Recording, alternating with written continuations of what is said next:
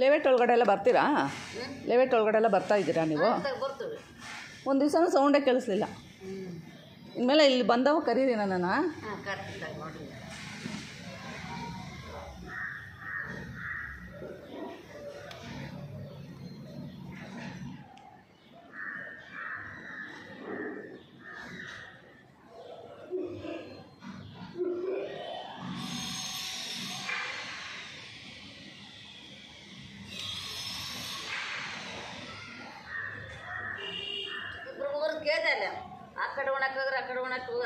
ಹಾಂ ಹಾಂ. ಈಗ ನನ್ನ ಮಗಳು ಆ ಕಡೆ ಬಂದಿಲ್ಲಲ್ಲ, ಹೇಳಿದ್ರು, ಅಂದ್ಕೊಂಡೆ ನೀವೇ ಬಂದಿರೋದು ಅಂತ.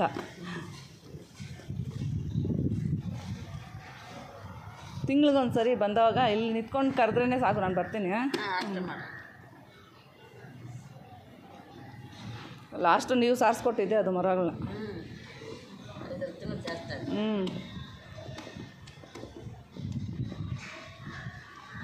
ತಿಂಡಿ ಮಾಡಿದ್ರಾ?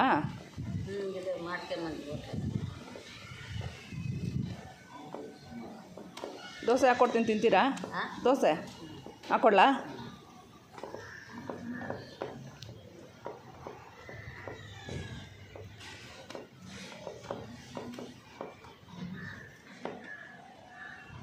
ಸರಿ, ನೀವು ಬಡ್ದು ಅವ್ರ ಕೈಲಿ ಕಳಿಸಿ, ನಾನು ದೋಸೆ ಹಾಕೋತ್ಕೊಬರ್ತೀನಿ. ಹಾಂ ಹಾಂ ಸರಿ. ನೀರು ಬೇಕಾ ಕೈ ತೊಳೆಯೋಕ್ಕೆ? ಫ್ರೆಂಡ್ಸ್ ನೋಡಿ, ಈಗ ಮರ ಬಳಿಯೋರು ಬಂದಿದ್ದಾರೆ. ನನಗೆ ಇಲ್ಲಿ ಹಳೆ ಮನೆ ಹತ್ರ ಇದ್ರಲ್ಲ, ಅವರು ಯಾವಾಗಲೂ ಇಲ್ಲಿ ಬಂದು ಒಂದು 15 ವರ್ಷದಿಂದ ನಾನು ಅವ್ರ ಹತ್ರನೇ ಮರಗಳೆಲ್ಲ ಬಳಸೋದು. ಯಾವಾಗಲೂ ತಿಂಗಳು ಬಳಸ್ಕೊತೀನಿ. ಈಗ ಒಂದು 4 ತಿಂಗಳ ಹೋಗಿತ್ತು. ಪಾಪ ಅವ್ರು ಬರ್ತಾಯಿದ್ರಂತೆ, ಮನೆಗೆ ಗೊತ್ತಿಲ್ಲ ನಾವು ಖಾಲಿ ಮಾಡಿರೋದು. ಅದಕ್ಕೆ ಇವತ್ತು ಬಂದ್ರಲ್ಲ, ಅದಕ್ಕೆ ನೋಡಿ ನೀಟಾಗೆಲ್ಲ ಒರೆಸ್ಕೊಟ್ಟಿದ್ದಾರೆ. ಸರಿ, ಅವ್ರಿಗೆ ಯಾವಾಗಲೂ ಬಂದರೂ ನಾನು ತಿಂಡಿ ಕೊಟ್ಟಿನಿ ಅವ್ರನ್ನ ಕಲಿಸೋದು. ಬನ್ನಿ, ಈಗ ಅವ್ರಿಗೊಂದು 2 ದೋಸೆ ಹಾಕಿ ತೊಗೊಂಡೋಗಿ ಕೊಡೋಣ. ಇವತ್ತು ಭಾನುವಾರ ಅನ್ನೋದ್ರಿಂದ ಎಲ್ಲ ಸ್ವಲ್ಪ ಲೇಟಾಗೇ ಇದ್ರಿ. ನೈಟ್ ಬಂದು ಬೇಳೆ ಸಾರು ಮಾಡಿದ್ದಿದ್ದೆ ನೋಡಿ, ಮುದ್ದೆಗೆ ಅಂದ್ಬಿಟ್ಟು ಬೇಳೆ ಸಾರು ಮಾಡಿದೆ, ಅದೇ ಇತ್ತು. ಈಗ ಅದಕ್ಕೆ 2 ದೋಸೆ ಹಾಕ್ಕೊಂಡು ಟಿಫನ್ ಎಲ್ಲ ಮುಗೀತು. ಈಗ ಅಜ್ಜಿ ಬಂದಿದ್ದಾರಲ್ಲ, ಅವ್ರಿಗೂ 2 ದೋಸೆ ಹಾಕ್ಕೊಡೋಣ ಅಂತ ಹಾಕ್ತಾಯಿದ್ದೀನಿ. ಮಧ್ಯಾಹ್ನ ದೇವಸ್ಥಾನಕ್ಕೆ ಹೋಗೋಣ ಅಂದ್ಕೊಂಡಿದ್ದೀರಿ, ಬಂಡೆಕಾಳಿ ಅಮ್ಮನ ದೇವಸ್ಥಾನಕ್ಕೆ. ಯಾಕೋ ಸ್ವಲ್ಪ ಮನೇಲಿ ಟೈಮೇ ಸರಿ ಇಲ್ಲ. ನಮ್ಮ ಫ್ರೆಂಡ್ ಹೇಳಿದ್ರು ಅಲ್ಲಿ ಹೋಗ್ಬಿಟ್ಟು ಬನ್ನಿ ಒಂದು ಸರಿ ಅಂತ. ಅದಕ್ಕೆ ಈಗ ಅಲ್ಲಿ ಹೋಗೋಣ ಅಂತ ರೆಡಿ ಆಗೋಣ ಅಂತ ಇದ್ದೀರಿ. ಈ ಅಜ್ಜಿ ನಮಗೆ ತುಂಬ ಚೆನ್ನಾಗೇ ಮರಗಳನ್ನ ಬೆಳ್ಕೊಡ್ತಾರೆ ಪಾಪ. ಒಂಥರ ಏನೋ ಫ್ಯಾಮಿಲಿ ನಂಬರ್ಸ್ ಮಾತ್ರ, ಬಂದವಾಗೆಲ್ಲ ಆ ಥರನೇ ಮಾತಾಡೋದು ಅವರು. ಮನೆಗೆ ಯಾರೇ ಬಂದ್ರೂ ನನಗೆ ತಿಂಡಿ ಕೊಟ್ಟು ಕಲಿಸೋದು ಅಂದರೆ ತುಂಬಾ ಇಷ್ಟ. ನಮಗಿಲ್ಲ ಅಂದರೂ ಪರವಾಗಿಲ್ಲ, ಬಂದವ್ರಿಗೆ ನನಗೆ ಹೊಟ್ಟೆ ತುಂಬ ಊಟ ಕೊಡಬೇಕು, ಆವಾಗಲೇ ನನಗೆ ಸಮಾಧಾನ ಆಗೋದು. ಅದೊಂದೇ ಅಲ್ವಾ ನಮ್ಮ ಜೊತೆ ಬರೋದು, ದಾನ ಧರ್ಮ ಒಂದೇ ಅಲ್ವಾ. ಹಾಗಾಗಿ ನಮಗಿಲ್ಲ ಅನ್ನೋದು ಬಂದವ್ರಿಗೆ ಹೊಟ್ಟೆ ತುಂಬ ಊಟ ಕೊಟ್ಟರೆ ಅದೊಂಥರ ಏನೋ ಸಮಾಧಾನ ನನಗೆ.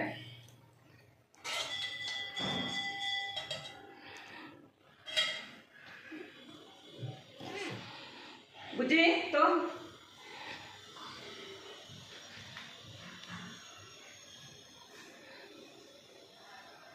ಕೊಟ್ಬಿಟ್ಟು ಬಾಂಡ್ಬಿಟ್ಟಿನ.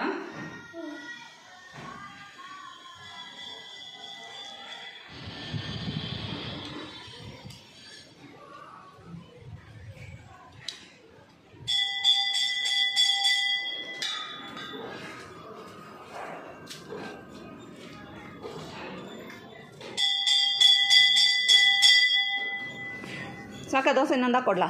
ಸಾಕಾ? ನೀರು ಬೇಕಾದ್ರೆ ಕೇಳ್ರಿ, ನಾನು ಮೇಲೆ ಇರ್ತೀನಿ, ನನ್ನ ಮಗಳ ಕೈ ಕಳಿಸ್ತೀನಿ. ಹಾಂ ಸರಿ. ನೋಡಿ ಎಷ್ಟು ನೀಟಾಗಿ ಸಾರಿಸ್ಕೊಟ್ಟಿದ್ದಾರೆ.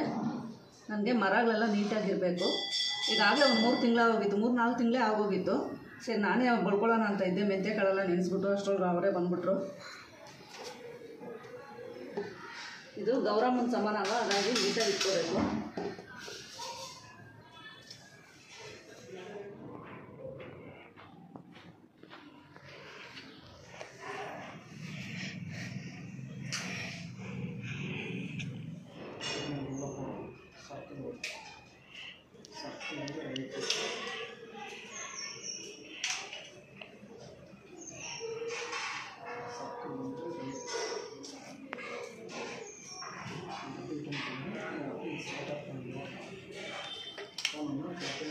ಫ್ರೆಂಡ್ಸ್ ನೋಡಿದ್ರಲ್ಲ, ಈಗ ಊಟ ಎಲ್ಲ ಮುಗಿಸ್ಕೊಂಡು ಈಗ ಟೈಮು 4 ಗಂಟೆ ಆಗಿದೆ. ನಾನು ದೊಡ್ಡ ಮಗಳು ಬರ್ತಾಯಿಲ್ಲ.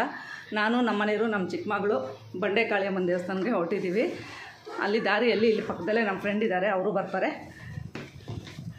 ಎಲ್ಲಿ ಸ್ಲಿಪ್ಪರ್ ಎತ್ತ? ಅದು ಬೇಡ, ಇದಕ್ಕೆ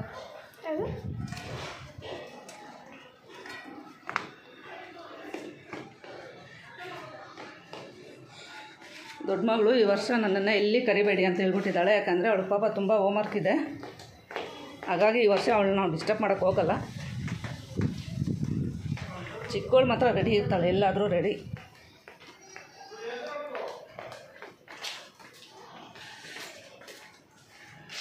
ಗಣೇಶ್ ಊಟ ಆಯಿತಾ?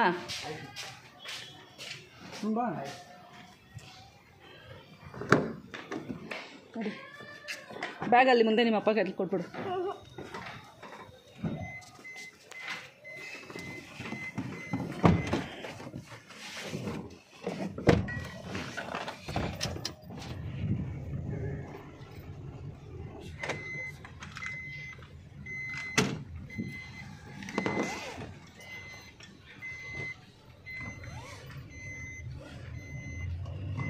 ಎಲ್ಲಿ ಬಂದಿಲ್ವಾ ಇನ್ನೂ ಅವರು?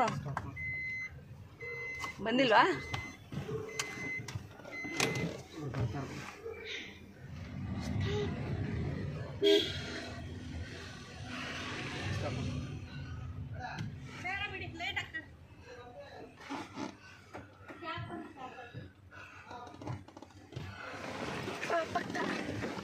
ಸಾರಿ, ನೀವು ಆ ಕಡೆ ಸರ್ಕೊಳ್ತಿದ್ದೀರ.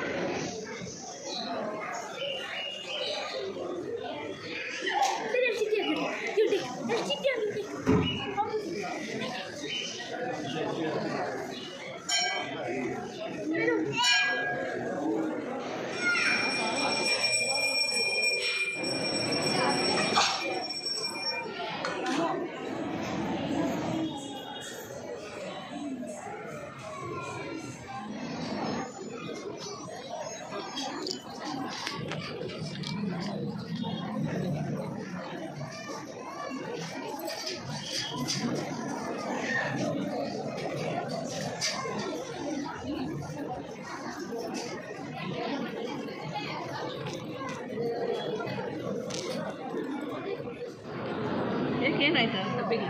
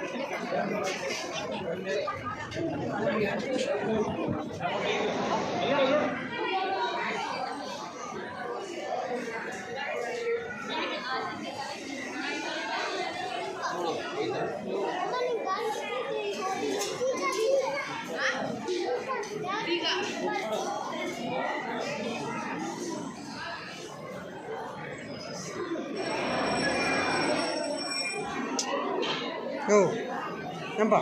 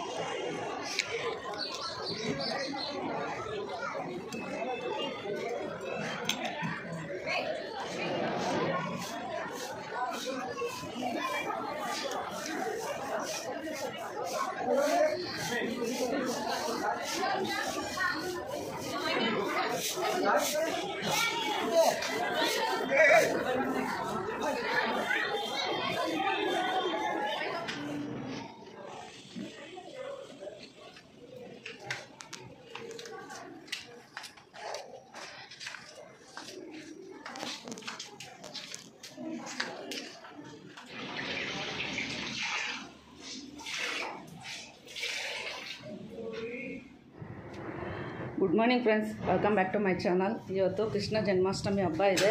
ಎಲ್ಲರಿಗೂ ಕೃಷ್ಣ ಜನ್ಮಾಷ್ಟಮಿ ಹಬ್ಬದ ಶುಭಾಶಯಗಳು. ಮತ್ತು ಎಲ್ಲರಿಗೂ ಒಳ್ಳೆಯದಾಗಲಿ, ದೇವರು ಎಲ್ಲರಿಗೂ ಆಯುಷ್ಯ ಆರೋಗ್ಯ ಐಶ್ವರ್ಯಗಳನ್ನು ಕೊಟ್ಟು 100 ವರ್ಷ ಚೆನ್ನಾಗಿರಲಿ ಅಂತ ನಾನು ಕೇಳ್ಕೊತೀನಿ. ಇವತ್ತು ಬೆಳಗ್ಗೆ ಪೂಜೆ ಮಾಡಲಿಲ್ಲ ನಾನು, ಯಾಕೆಂದರೆ ನನ್ನ ಚಿಕ್ಕ ಮಗಳಿಗೆ ಸ್ವಲ್ಪ ಕಾಸ್ಟ್ಯೂಮ್ ಹಾಕೋದಿತ್ತು. ಅಂದರೆ ರಾಧಾ ಥರ ಸ್ವಲ್ಪ ಡ್ರೆಸ್ ಮಾಡ್ಕೊಬರೋಕೆ ಹೇಳಿದರು. ಹಾಗಾಗಿ ಅವಳಿಗೆ ಡ್ರೆಸ್ ಮಾಡ್ಕೊಂಡು ಈ ಕಡೆ ಟಿಫನ್ ಮಾಡೋಕ್ಕೆ ಟೈಮ್ ಸರಿ ಹೋಯಿತು. ಹಾಗಾಗಿ ಬೆಳಗ್ಗೆ ಪೂಜೆ ಮಾಡಲಿಲ್ಲ, ಸಂಜೆ ಮಾಡ್ಕೊಳ್ಳೋಣ ಅಂತ. ನೋಡಿ, ಅವ್ರಿಗೆ ಬಾಕ್ಸ್ಗೆ ಇವತ್ತು ಮಸಾಲೆ ಚಿತ್ರಾನ್ನ ಹಾಕ್ಕೊಟ್ಟಿದ್ದೀನಿ. ತುಂಬಾ ಟೇಸ್ಟಾಗಿದೆ. ಅಂದರೆ ನಾನು ತಿಂದಿಲ್ಲ, ನಾನು ನಮ್ಮ ಮನೆಯವ್ರು ಇವತ್ತು ಉಪವಾಸ. ನನ್ನ ಮಕ್ಕಳು ಹೇಳಿದ್ರು ತಿಂದ್ಬಿಟ್ಟು ತುಂಬ ಚೆನ್ನಾಗೈತೆ ಅಮ್ಮ ಅಂತ. ಮತ್ತು ಫ್ರೆಂಡ್ಸ್, ನಿನ್ನೆ ನಾವು ಮಧ್ಯಾಹ್ನ ಮೇಲೆ ಅಂದರೆ 4 ಗಂಟೆಯಲ್ಲಿ ನಾನು ನಮ್ಮ ಮನೆಯವರು ನನ್ನ ಚಿಕ್ಕ ಮಗಳೆಲ್ಲರೂ ಬಂಡೆ ಕಾಳಿಯಮ್ಮನ ದೇವಸ್ಥಾನಕ್ಕೆ ಹೋಗಿ ಬಂದ್ರಿ. ಆ ವಿಡಿಯೋನು ನಾನು ಇದರಲ್ಲೇ ಕಂಟಿನ್ಯೂ ಮಾಡಿದ್ದೀನಿ. ತುಂಬಾ ಚೆನ್ನಾಗಿದೆ. ಫಸ್ಟ್ ಟೈಮ್ ಹೋಗಿದ್ದಿತ್ತು ನಾವು ಆ ದೇವಸ್ಥಾನಕ್ಕೆ. ತುಂಬಾ ವಿಶೇಷ ಅಂತೆ. ನನ್ನ ಫ್ರೆಂಡ್ ಹೇಳಿ ನಮ್ಮನ್ನು ಅಲ್ಲಿ ಕರ್ಕೊಂಡೋಗಿದ್ರು. ತುಂಬ ಚೆನ್ನಾಗಿದೆ ದೇವಸ್ಥಾನ. ಓಕೆ, ನಾನು ಮತ್ತೆ ಪೂಜೆ ಮಾಡಿಕೊಂಡು ಈ ವಿಡಿಯೋನ ಸಂಜೆ ಕಂಟಿನ್ಯೂ ಮಾಡ್ತೀನಿ. ಸಂಜೆ 5 ಗಂಟೆ ಆಗಿದೆ.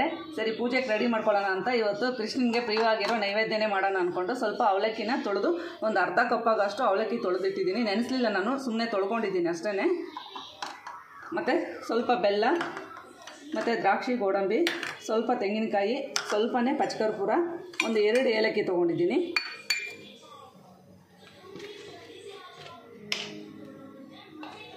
ಫಸ್ಟು ತುಪ್ಪದಲ್ಲಿ ಸ್ವಲ್ಪ ಮೇಲೆ ಇದು ದ್ರಾಕ್ಷಿ ಗೋಡಂಬಿ ಎಲ್ಲ ಸ್ವಲ್ಪ ಫ್ರೈ ಮಾಡಿ ತಗೊಬಿಡೋಣ.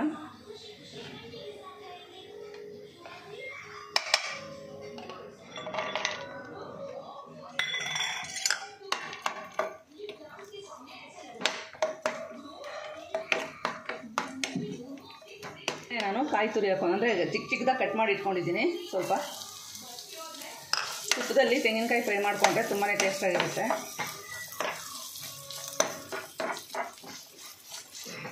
ನೋಡಿ, ಎಲ್ಲ ಈಗ ಫ್ರೈ ಆಗಿದೆ. ಇದೆಲ್ಲ ತಗೊಂಡು ಆಮೇಲೆ ಇದಕ್ಕೇ ನಾನು ಬೆಲ್ಲ ಹಾಕ್ಕೊತಾ ಇದ್ದೀನಿ.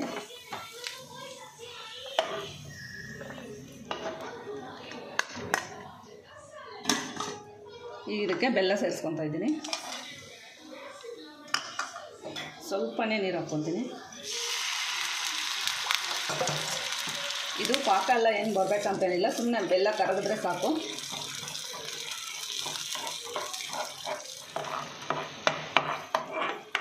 ತುಂಬಾ ಟೇಸ್ಟಾಗಿರುತ್ತೆ ಈ ಪ್ರಸಾದ. ಅದರಲ್ಲೂ ಕೃಷ್ಣ ಜನ್ಮಾಷ್ಟಮಿ ಅಲ್ವಾ, ಹಾಗಾಗಿ ಕೃಷ್ಣನಿಗೆ ಇಷ್ಟವಾಗಿದ್ದು ನೈವೇದ್ಯ. ಅವಲಕ್ಕಿಯಲ್ಲೇ ಸುಮಾರಿದೆ, ನಾನು ಇದನ್ನೇ ಮಾಡ್ತಾಯಿದ್ದೀನಿ ಇವತ್ತು. ಇದೆಲ್ಲ ಕರಗಿದೆ. ಪಾಕ ಏನು ಬೇಕಾಗಿಲ್ಲ, ಕರಗಿದ್ರೆ ಸಾಕು. ಮತ್ತು ಏಲಕ್ಕಿ,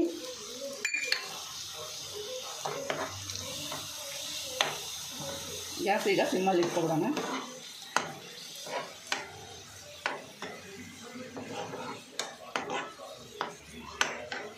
ಈಗ ಫ್ರೈ ಮಾಡಿ ಇಟ್ಕೊಂಡಿದ್ನಲ್ಲ ಕಾಯಿ ಮತ್ತು ದ್ರಾಕ್ಷಿ ಗೋಡಂಬಿಲೆ ಅದನ್ನು ಸೇರಿಸ್ಕೊತೀನಿ.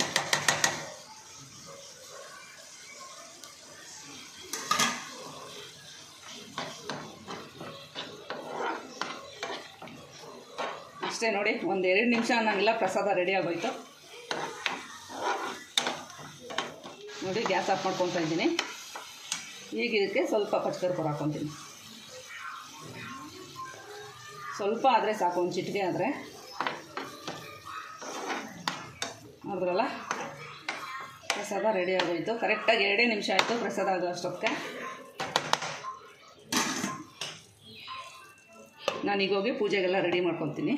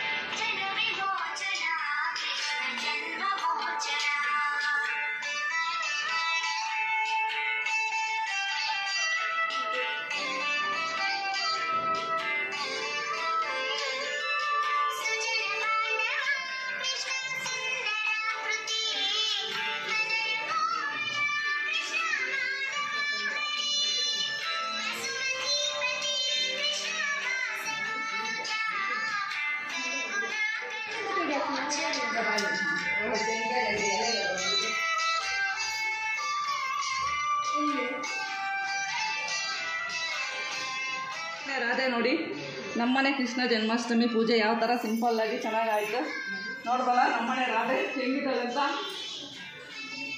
ಸಿಂಪಲ್ಲಾಗಿ ನಮ್ಗೆ ಅಷ್ಟೊಂದೆಲ್ಲ ಹಾಕಕ್ಕೆ ಬರೋದಿಲ್ಲ, ಡ್ರೆಸ್ಸು ಸಿಂಪಲ್ಲಾಗಿ ಹಾಕಿದ್ದೀವಿ.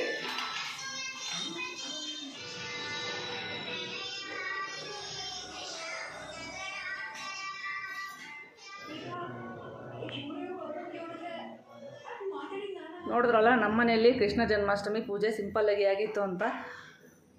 ಓಕೆ ಫ್ರೆಂಡ್ಸ್, ಈ ವಿಡಿಯೋ ನಿಮ್ಗೆ ಇಷ್ಟ ಆಗಿದರೆ ಲೈಕ್ ಮಾಡಿ, ಶೇರ್ ಮಾಡಿ, ಸಬ್ಸ್ಕ್ರೈಬ್ ಮಾಡಿ.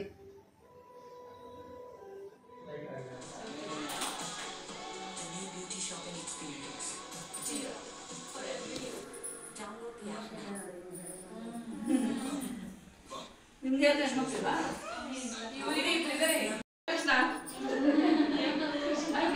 ಒಬ್ಬನೇ ನಿಮಗೆ ಇಬ್ಬರಾ ಗಂಡು ಮಕ್ಕಳು